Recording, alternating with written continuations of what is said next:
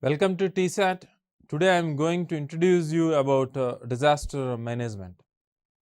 So, in this context, in the case of disaster management, why this disaster management is being introduced into your syllabus? The reason behind it is you being an executive, you have to face many number of disasters, and you must be able to show different kinds of solutions to different variant types of disasters. So, that is the reason why this has been introduced into your syllabus. So, in this context, in the case of disaster management, we need to understand what is meant by disaster, why we need to manage disasters. So, here in this context, disaster is a cumulative impact caused by a hazard. A hazard, for example, an incident like a cyclone is an example of a hazard, or an earthquake is an example of a hazard, or a drought is an example of a hazard. So, here in this case, these hazards can be because of man-made, and these hazards can be because of natural. So, here for example, the cumulative impact here implies that, for example, if there is a cyclone, because of this cyclone, what happens is it leads to the destruction of houses, it leads to loss of life, destruction of agriculture, loss of cattle, etc., and it leads to inundation of the regions. In this process, people not only lose property and even life also. So, in this process, what happens is the property in terms of public and private property, in terms of the transport systems, the road, railways, etc., and the power supply, etc., are lost. So, in this process, what happens is due to, apart from these loss, the inundation may lead to spread of different kinds of diseases. So, in this process, the cumulative effect of loss of property, life, infrastructure, spreading of diseases together known as a disaster. So, this disaster management which is being managed on the basis of Disaster Management Act 2005 in the case of India. So, why this Disaster Management Act 2005 has been made? The reason behind it is the disaster management before 2005 and after 2005, there is a lot of difference in terms of management. The disaster management after 2005 is being described as a proactive regime. So, why this new mode of disaster management is being described as this kind of proactive regime? Because the fundamental difference here is previously certain actions are taken only after the occurrence of the disaster. In this process, the loss of life and property is more, but when you are prepared in advance, which is considered as one of the major aspect of a proactive regime, when precautionary measures are taken, the loss of life and property can be minimized. That is one of the fundamental difference between the disaster management before 2005 and after 2005. This is being executed in terms of an institutional structure existing in our country. So, what is the institutional structure we have got in our country for the management of the disaster? What is the hierarchy existing in terms of this administration? Who are the authoritative people who are occupying these different levels of hierarchy? What is their authoritative jurisdiction? What action they can take? How they execute the policy will be part of this introduction. So, in this context, so the institutional structure and legal mechanism of disaster management, which is being based upon the Disaster Management Act 2005. So, in the case of this institutional structure of disaster management, this institutional structure is being formed on the basis of the Yokohama conference, which has happened in Japan, and the Sendai conferences later which have been happened, on the basis of which the disaster management institutional structure in our country has been established. The reason behind it is the mode of disasters or the types of disasters, when relatively compared with the previous mode of disasters, the types of disasters have been diversified. That is the reason why previously when the disaster management portfolio is part of the agriculture department has been shifted to the portfolio of home affairs.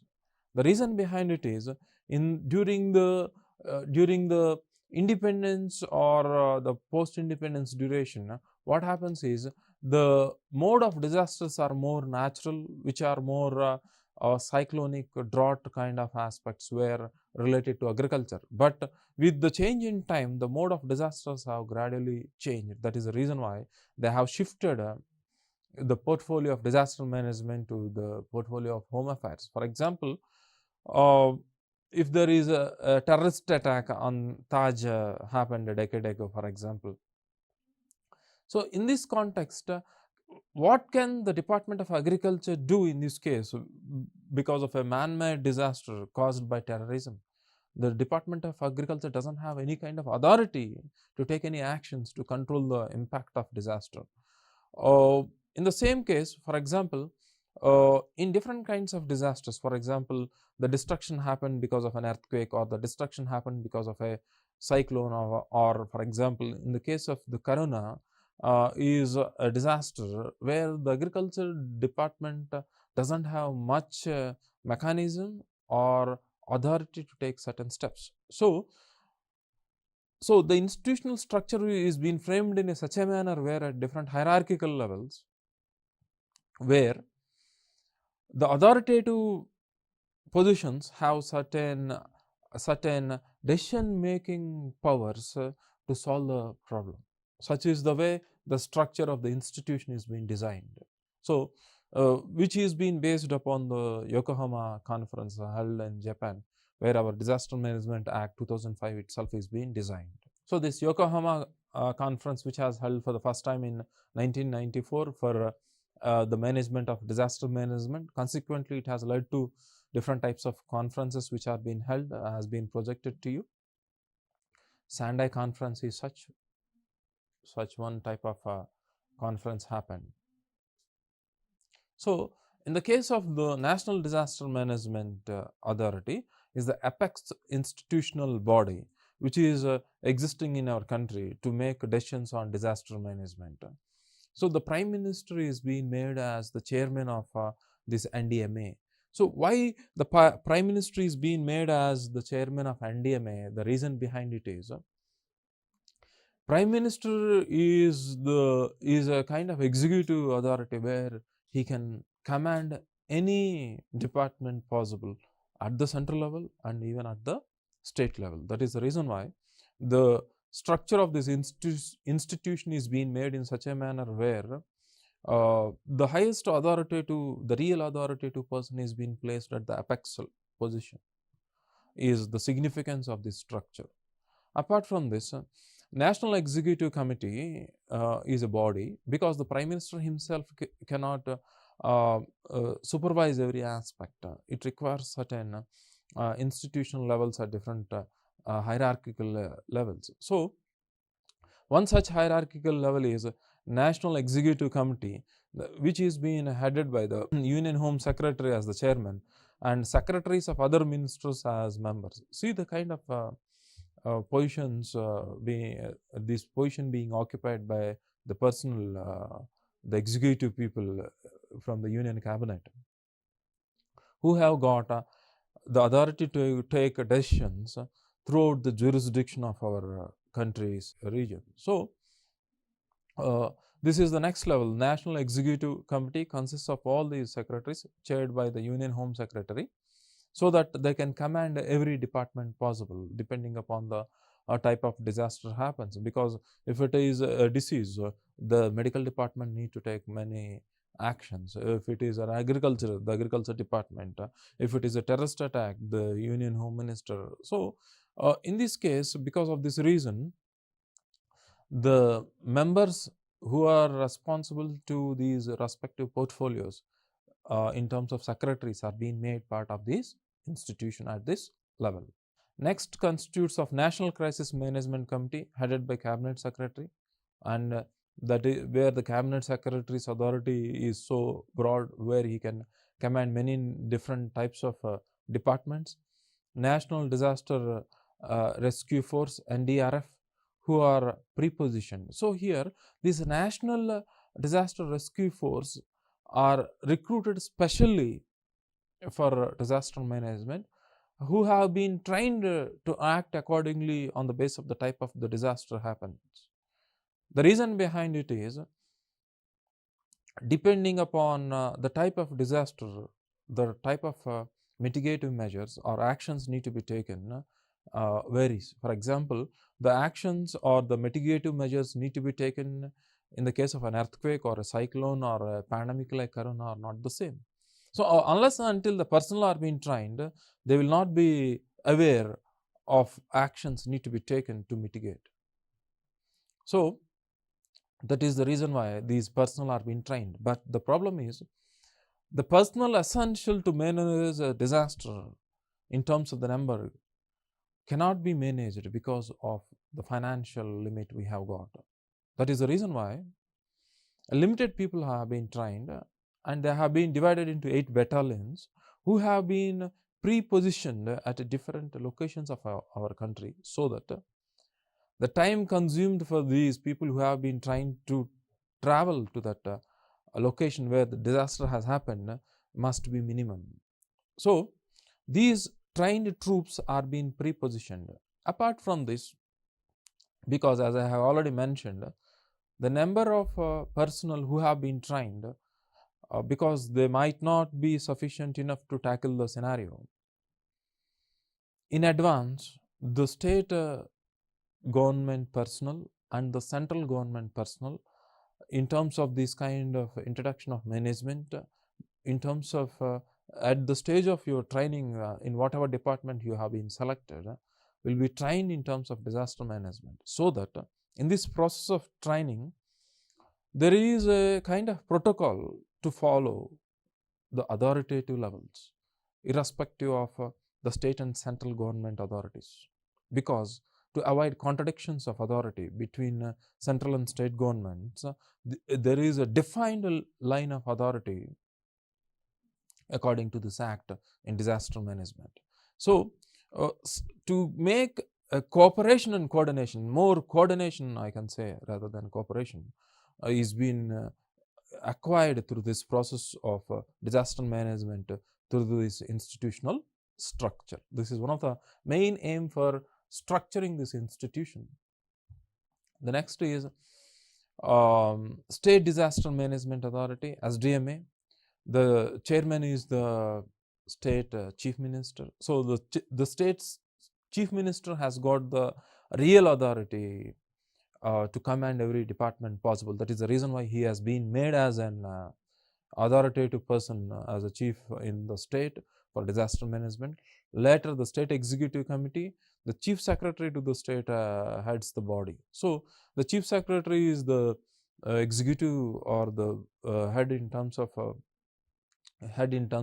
administration for all the personnel in the state in terms of employees. So next is District Disaster Management Authority. In this District Disaster Management Authority, the district collector is being made as the chairman, because the district collector legally has got the authority to command all the departments in the district. So see the kind of line of authority and the kind of people who have been appointed as the heads of these different hierarchical positions is in such a manner where they have got the capacity to make a command to control the situation. Next, the local authorities. In the case of the local authorities, as you know that our local authorities have been divided into tier systems, into 3 or 4 tier systems. For example, we have got the ZP chairmen or the mandal chairmen or the local panchayats. In these cases, at different levels, people have been assigned certain tasks accordingly what they have to do, so that there will be a kind of coordination for an efficient utilization of the minimum available resources to solve a problem, otherwise also known as maximization of resources, is the main aim of this institutional structure. In this case of disaster management, to understand what disaster management is, disaster management can be defined as the range of activities designed to maintain control over disaster and emergency situations and to provide a framework for helping at risk persons to avoid or recover from the impact of disasters. This is what a disaster management is. A range of activities varies from disaster to disaster, because the activities need to be done in the case of a pandemic, the activities need to be done in the case of an earthquake or a cyclone, the activities need to be done structurally in terms of construction, in terms of constructing cyclone structures is a kind of a range of activity. Formulating policies are non-structural mitigative activities. So some are structural, some are non-structural. The actions need to be taken are different, highly diversified. That is what a range of activities are designed to maintain and control over disaster and emergency situations. So because when you are prepositioning people, when the range of activities are diversified, you will be able to manage an emergency situation, piling up, procuring the essential resources varying from disaster to disaster in terms of food, medicines, infrastructure required, transportation, logistics. So in this disaster management, in this era, logistics plays a very major role here. There is a substantial difference when you relatively compare logistics and transportation here. The substantial difference here is, in the case of logistics, under any circumstances, even though the existing infrastructure or systems or the mechanisms fail to supply the essential resource to the required region, logistics search for an alternative mechanism or a route to make the services and resources are being supplied. So for example, if there is an earthquake, the transportation in terms of roadways are disrupted. So you must be able to find another mechanism of drones or helicopters, etc., to make these medicines or doctors need to be transported to the respective region. Is a logistic mechanism. So, and provides a framework for helping at risk. So whom need to be first helped? People who are vulnerable, who are at risk, need to be helped first to avoid or recover from the impact of disaster. So this is the main mode of this proactive regime of disaster management in the modern era. After understanding the institutional structure of disaster management, we shall know the objectives of disaster management. So the disaster management has got a certain objectives. What are they? To avoid human and economic loss. So loss of life is the prior aim of the disaster management. Apart from this, in terms of economic loss, varies from situation to situation. For example, if an hazard happens in a no man's land where nobody is existing there, then it doesn't lead to a disaster. Disaster happens only when there is a loss in terms of loss of human habitations or life, or loss of property or ecological damage. So here, in this condition, the economic loss can be a loss of housing, or any kind of agricultural crops or cattle, or it can be any kind of resource loss can be considered as an economic loss. So to minimize loss of life and property is one of the main objectives of disaster management. To reduce personal suffering. So here personal suffering means, for example, if in the process of disaster, for example, if the head of the family is lost, what happens is the consequential impact of the loss of the head of the family has got an impact on the rest of the family members in terms of economic activities, or in terms of different kinds of earning mechanism, etc. So in this process, we need to support these people financially and psychologically in such a manner where they are not deprived of any of these aspects in terms of security, etc. so that already they are suffering with a kind of this impact. When we support them with this kind of management, the consequential impact of disaster cannot be felt by the people.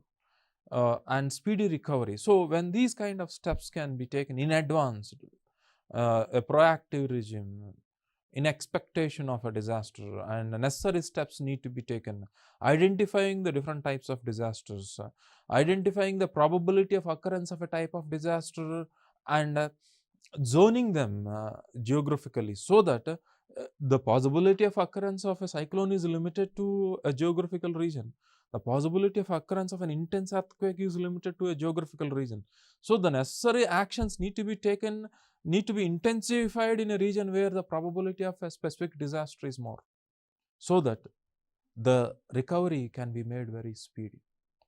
Is one of the main aspects of disaster management. So the main aspects of disaster management are, for example,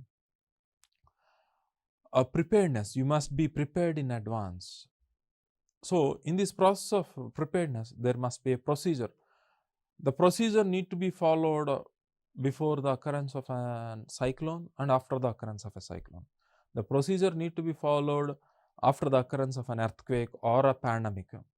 So stockpiling in terms of essential resource, for example, stockpiling of medicines, vaccines, food, infrastructure, transportation system, etc., fuel.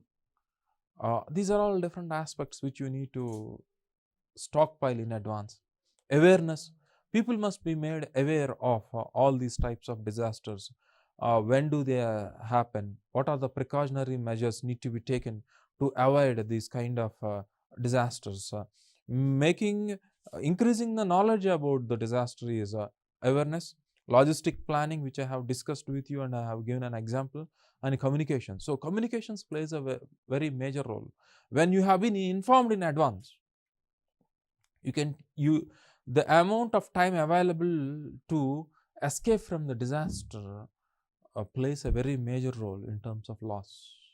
So the modern communication system, the satellite communication systems, plays a very major role. For example, the existing communication systems which can work only when the signal towers nearby us in the coverage area where you are, when they are being destructed, our cell phones doesn't work. So you must have an alternative mechanism of communication. For example, satellite phones work in the apps even when the telephone towers are being destructed.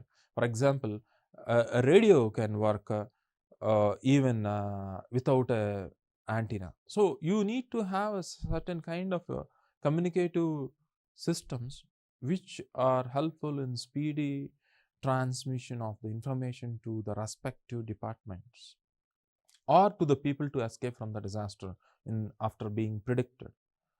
So communication plays a very major role in this context, prediction and warning. So in this disaster management, predicting the disaster with certain technologies. For example, we have developed a bio-buoyant system to predict the approach of a tsunami. Is a predict mechanism. So apart from this, for example, the prediction of a cyclone can be predicted. The prediction of the attack of a terrorist with the help of the intelligence department. So the prediction varies from scenario to scenario. For example, we are predicting the another wave of corona. We have been kept the oxygen cylinders or vaccines. We have vaccinated with the second dose and booster dose. Is a prediction and a preparedness for a kind of disaster, which is a pandemic, for example. Warning the people to have vaccines, warning the people to evacuate a place where being inundated. These are all different kinds of warning, varies from disaster to disaster. Response, reacting after the situation. So when a disaster happens, the way you need to respond to a cyclone or a pandemic or an earthquake or a terrorist attack varies. How to react and respond is being described in this disaster management. Hazard analysis means the possibility of occurrence of a hazard and how it happens, the extent being impacted, the loss of life and property, who have been affected, who are the vulnerable people, whom need to be helped. For example, hazard analysis in the case of inundation due to floods, hazard analysis in terms of an earthquake varies from hazard to hazard or disaster to disaster.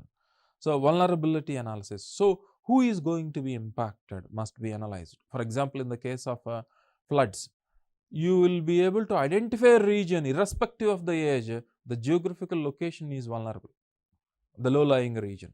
For example, in other vulnerability analysis, for example, vulnerable people in terms of the impact of pandemic. For example, in this case, age limit is vulnerable. The older people are more vulnerable in this context.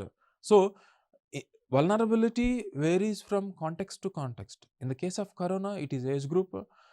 In the case of inundation due to floods is a low-lying region. So, you must be able to identify a region of a disaster to which people are vulnerable varies from condition to condition. The border people are being prone to more terrorist attack, low-lying region being subjected to inundation, old age people are being subjected to more diseases, pre-morbid conditions are vulnerable to certain diseases. So, vulnerability varies from condition to condition. And mitigation and prevention. In the case of mitigation and prevention, mitigation means reducing the impact of. So, the mitigative measures need to be taken to reduce the impact varies from disaster to disaster. For example, in the case of a cyclone or in the case of a pandemic, the mitigative measures is vaccination is a mitigative measure. In the case of a cyclone, making the people to evacuate from a region to escape from the disaster of a cyclone is a mitigative measure. And by evacuating the people, you can prevent the loss of life. By vaccinating, you can prevent the loss of life, providing immunity to the people. So, these are all some of the aspects of disaster to reduce the impact of disaster management. The next is major role of disaster management. So, friends, this area will be discussed in the next episode, and we shall meet in the next episode continuing the disaster management. Thank you.